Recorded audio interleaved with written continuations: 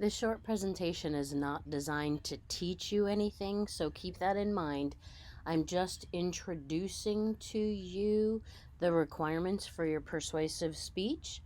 Your persuasive speech is actually the one that's worth the most points in this class, so there'll be multiple videos throughout the next few weeks just to make sure that you guys are on track. Make sure that you watch all of these videos because each of them will explain a piece in great detail. So we're going to start off with an overview, and that is what are the requirements. So your persuasive speech is 6 to 8 minutes, and you have to have a minimum of 5 academic sources. Now you can log on to the library using your ID and I think it's your birthday to get to the academic sources, or if you watched Ollie's speech, then you can actually get some tips on how to use Google Scholar. So let's go into what is persuasion. Persuasion is the process of influencing another person's values, beliefs, attitudes, or behaviors through information. So you are going to have to give us information, background, etc. on your topic so that we can understand what you're talking about. But you only are going to have one goal, and that is something you'll learn in greater detail this week.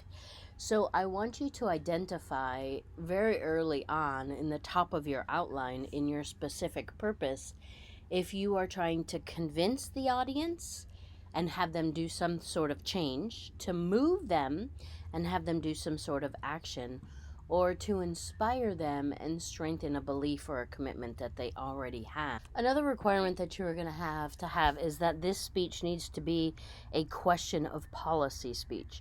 So you'll read in your textbook that there is a difference between a question of fact, a question of value, or a question of policy. And I want you to understand that your speech needs to be a question of policy. Again, this is something that will be taught to you later on, but just to make sure that you understand, fact is something where it's verifiable. There's no opposing side. It's something that can be researched and an answer can be found. A question of value is more an emotional appeal. It doesn't focus too much on facts, which is why I want you to have a question of policy speech. A question of policy speech should have two sides. It should be something that people have to learn about, information that has to be uncovered, and it combines facts and value. There are 4 steps in a persuasive speech, and this is really important. And I know we're going to hit on this almost every week as I move through and teach you about persuasion. But ultimately, your goal is to establish credibility and trust in yourself. Doing that through research. You're going to find a basis of common ground. You're going to do that through audience analysis. You're going to provide vivid proof. You're going to do that through the language that you use, through the statistics and the analogies and the comparisons and the various types of supporting material. And then last, you've got to connect with the audience on an emotional level.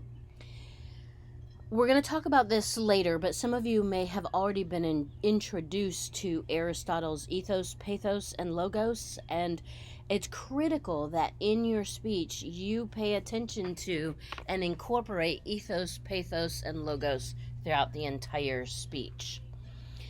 Another requirement is that you use Monroe's motivated sequence. Now this we're going to actually spend an entire week on, because the truth is the outline structure does not change, but it is important that you have these 5 stages: attention, need, satisfaction, visualization, and call to action.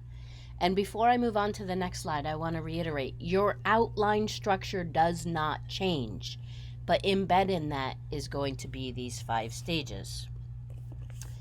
The last thing that I want you to understand, and I talk about this in great detail this week, is that the act of persuasion is not easy. It is one that requires thought and planning. And each of these stages that are listed on this picture right here need to be included in your presentation. So it's important that you recognize you're not just going to go to the library visually or virtually, collect your sources, and develop an outline. You're actually going to methodically collect information that's going to allow you to state a position, analyze the issues, challenge the opposing views, propose a solution, present reasons, produce evidence, and then embedded in that, you're going to provide clarification and qualifications from other researchers, and you're going to address the audience and what it is they want. I promised you we're going to work through all of this information in the next few weeks, but I wanted you to have a brief overview of what persuasion and your persuasive speech is.